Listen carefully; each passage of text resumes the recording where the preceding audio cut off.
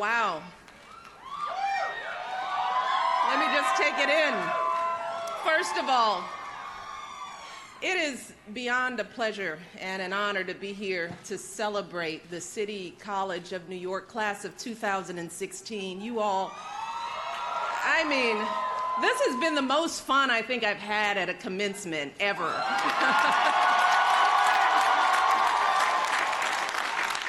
Let me just say a few thank yous. Let me start, of course, by thanking President Koiko for that wonderful introduction, for leadership here at City College, for this honorary degree. I also want to recognize Senator Schumer, Chancellor Milliken, Trustee Shorter, Edward Plotkin, as well as your amazing valedictorian,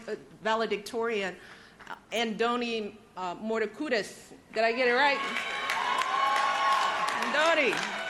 And your amazing salutatorian, Aruba Al-Mansouri. I really don't want to follow those two. If anybody is wondering about the quality of education, just listening to those two speakers lets you know what's happening here. And I'm so proud of you both and to your families. Congratulations. Well done. Well done. And of course, let us not forget Elizabeth Klilu for her amazing performance of the national anthem earlier today. She blew it out of the water. But most of all, I want to acknowledge all of you, the brilliant, talented, ambitious, accomplished, and all-around outstanding members of the class of 2016. Woo! You give me chills. You all have worked so hard and come so far to reach this milestone. So I know this is a big day for all of you and your families, and for everyone at this school who supported you on this journey. And in many ways, this is a big day for me too. See, this is my very last commencement address as First Lady of the United States. This is it. So I just want to take it all in, and I think this was the perfect place to be, because this is my last chance to share my love and admiration and hopefully a little bit of wisdom with a graduating class. And graduates, I really want you all to know that there is a reason why, of all of the colleges and universities in this country, I chose this particular school in this particular city for this special moment. And I'm here because of all of you. I mean, we've talked about it, Andoni. I'm going to talk a little bit about diversity. Thank you. Just look around. Look at who you are. Look at where we're gathered today.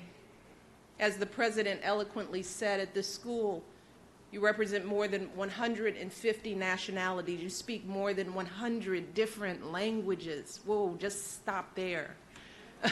You represent just about every possible background, every color and culture, every faith and walk of life. And you've taken so many different paths to this moment. Maybe your family has been in the city for generations. Or maybe like my family, they came to this country centuries ago in chains. Maybe they just arrived here recently, determined to give you a better life. But graduates, no matter where your journey started, you have all made it here today through the same combination of unyielding determination, sacrifice, and a whole lot of hard work. Commuting hours each day to class, some of you juggling, yes, amen, juggling multiple jobs to support your families and pay your tuition, studying late into the night, early in the morning on subways and buses, and in those few precious minutes during breaks at work. And somehow you still found time to give back to your communities, tutoring young people, reading to kids, volunteering at hospitals. Somehow you still managed to do prestigious internships and research fellowships. and join all kinds of clubs and activities.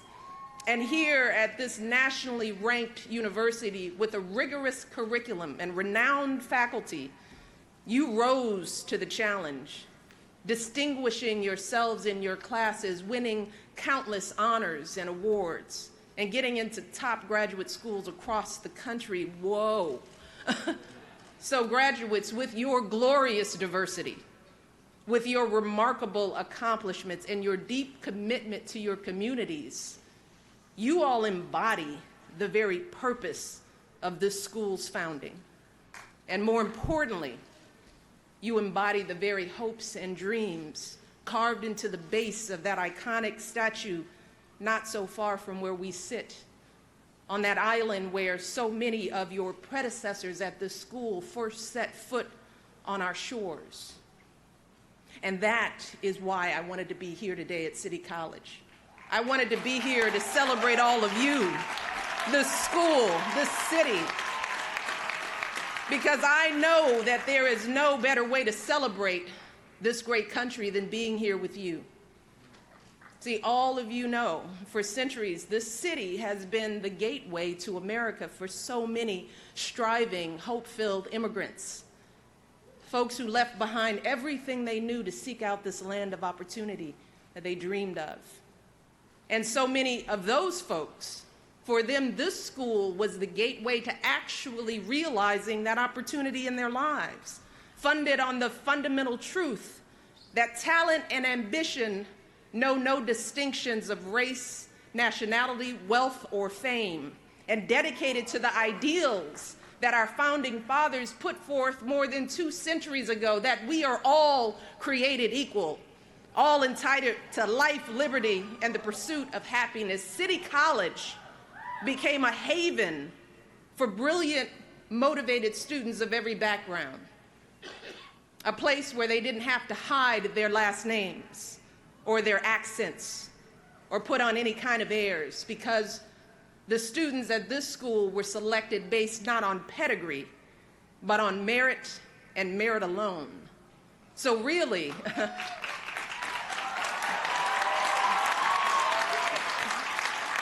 it is no accident that this institution has produced 10 Nobel Prize winners, along with countless captains of industry, cultural icons, leaders at the highest levels of government. Because talent and effort, combined with our various backgrounds and life experiences, has always been the lifeblood of our singular American genius. Just take the example of the great American lyricist Ira Gershwin, who attended City College a century ago. The son of a Russian Jewish immigrant, his songs still light up Broadway today. Or consider the story of the former CEO of Intel, Andrew Grove, class of 1960. He was a Hungarian immigrant whose harrowing escape from Nazism and communism shaped both his talent for business and his commitment to philanthropy. And just think about the students in this very graduating class. Students like the economics and pre-law major from Albania, who also completed the requirements for a philosophy major and dreams of being a public intellectual. The educational theater student from right here in Harlem, who's already an award-winning playwright and recently spoke at the White House. The biomedical science major who was born in Afghanistan and plans to be a doctor, a policymaker, and an educator. And your salutatorian, whose Yemeni roots inspired her to study Yemeni women's writing and to advocate for girls in her community, urging them to find their own voices, to tell their own stories. I could go on. These are just 4 of the nearly 4,000 unique and amazing stories in this graduating class. Stories that have converged here at City College, this dynamic, inclusive place where you all have had the chance to really get to know each other, to listen to each other's languages, to enjoy each other's food, lasagna, obviously.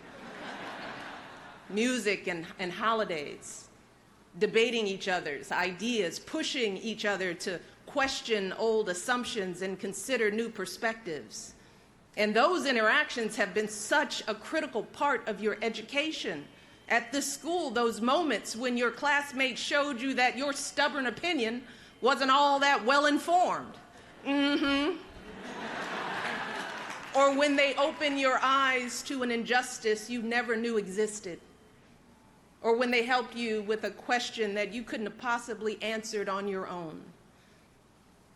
I think your valedictorian put it best, and this is a quote, said, "The sole irreplaceable component of my CCNY experience came from learning alongside people with life experiences strikingly different from my own." He said, "I've learned that diversity in human experience gives rise to diversity in thought, which creates distinct ideas and methods of problem solving." That's an okay quote. Okay, you're bright. I couldn't have said it better myself. That is the power of our differences to make us smarter and more creative.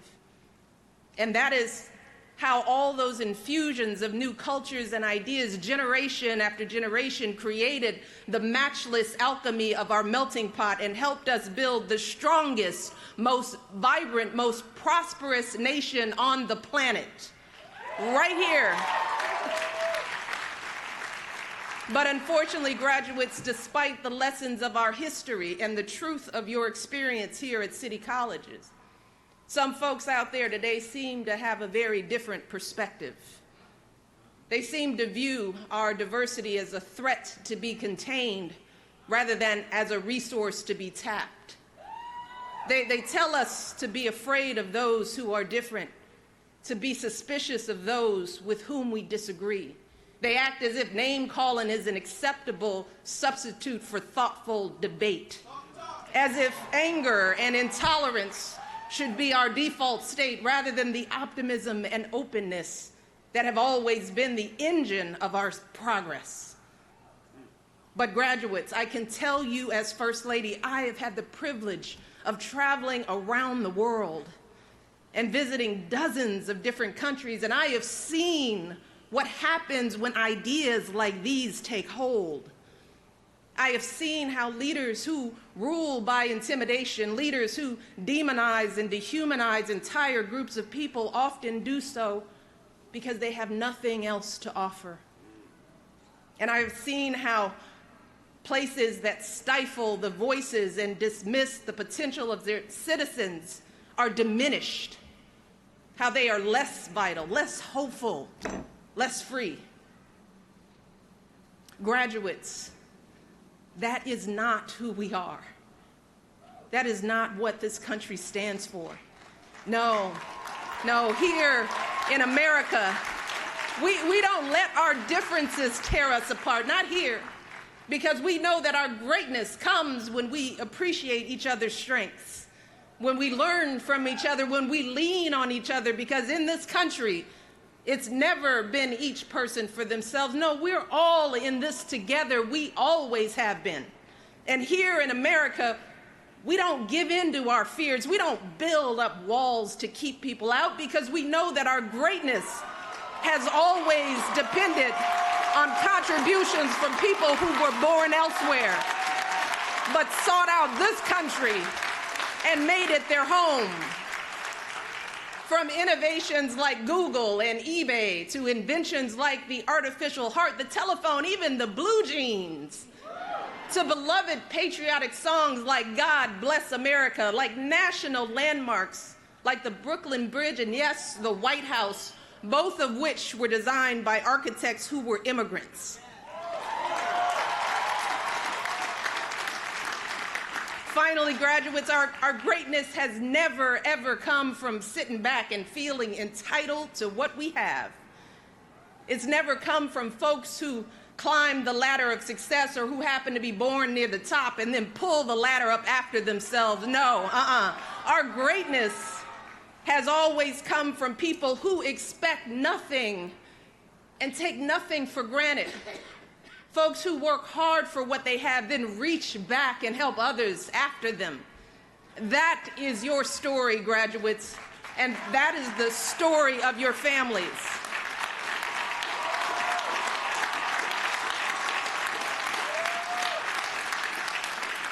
And it's the story of my family, too. As many of you knew, I grew up in a working-class family in Chicago. And while neither of my parents went past high school, let me tell you, they saved up every penny that my dad earned at his city job because they were determined to send me to college. And even after my father was diagnosed with multiple sclerosis and he struggled to walk, relying on crutches just to get himself out of bed each morning, my father hardly ever missed a day of work. See, that blue-collar job helped to pay the small portion of my college tuition that wasn't covered by loans or grants or my work study or my summer jobs. And my dad was so proud to pay that tuition bill on time each month, even taking out loans when he fell short. See, he never wanted me to miss a registration deadline because his check was late. That's my story. And graduates, you all have faced challenges far greater than anything I or my family have ever experienced. Challenges that most college students could never even imagine. Some of you have been homeless. Some of you have risked the rejection of your families to pursue your education. Many of you have lain awake at night wondering how on earth you were going to support your parents and your kids and still pay tuition. And many of you know what it's like to live not just month to month or day to day, but meal to meal. But graduates, let me tell you, you should never, ever be embarrassed by those struggles. You should never view your challenges as a disadvantage.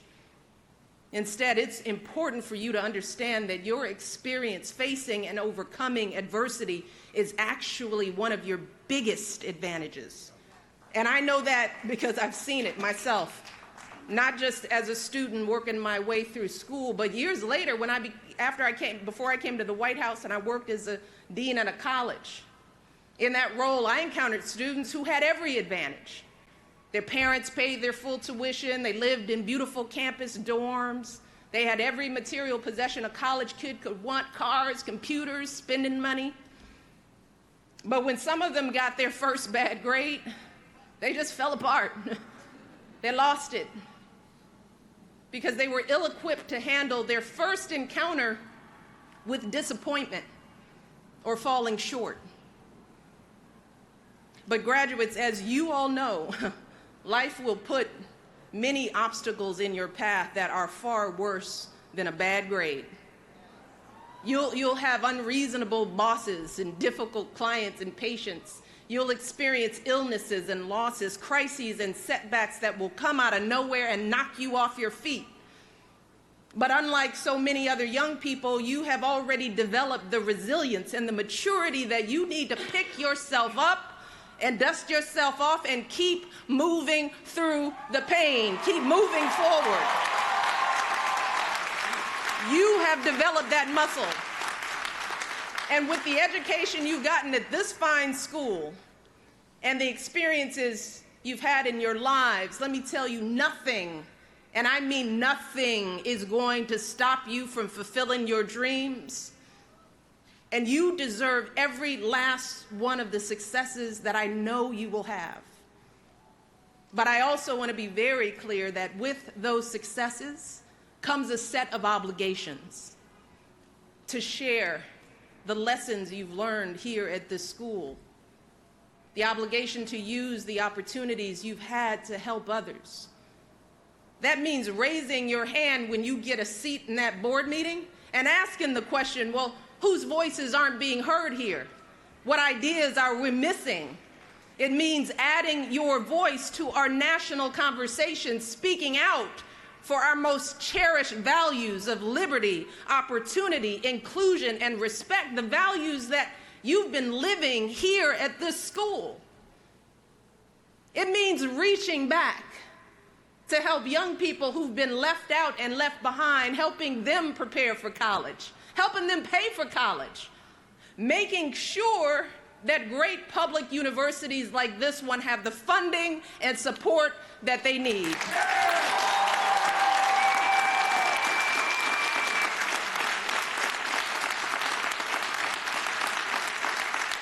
Because we all know that public universities have always been one of the greatest drivers of our prosperity, lifting countless people into the middle class, creating jobs and wealth all across this nation. Public education is our greatest pathway to opportunity in America. So we need to invest in and strengthen our public universities today and for generations to come.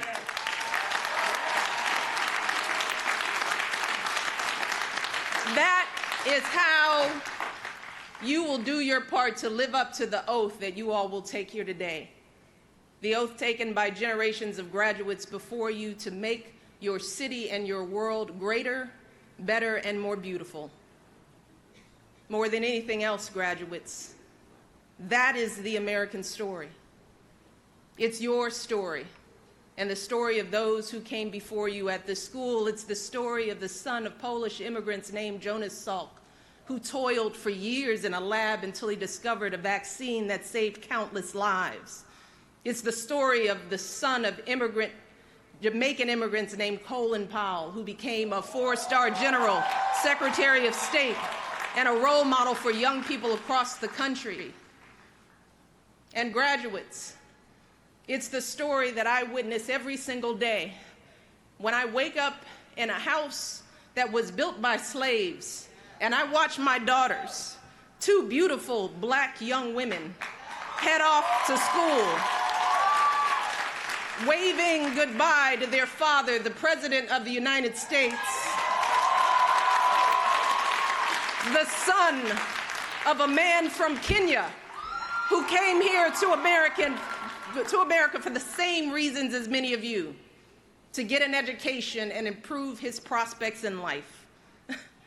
So graduates, while I think it's fair to say that our founding fathers never could have imagined this day, all of you are very much the fruits of their vision. Their legacy is very much your legacy and your inheritance. And don't let anybody tell you differently. You are the living, breathing proof that the American dream endures in our time. It's you. So I want you all to go out there, be great, build great lives for yourself, enjoy the liberties that you have in this great country, pursue your own version of happiness, and please, please always, always do your part to help others do the same. I love you all. I am so proud of you. Thank you for allowing me to share this final commencement with you. I have so much faith in who you will be. Just keep working hard and keep the faith. I can't wait to see what you all achieve in the years ahead. Thank you all. God bless. Good luck on the road ahead.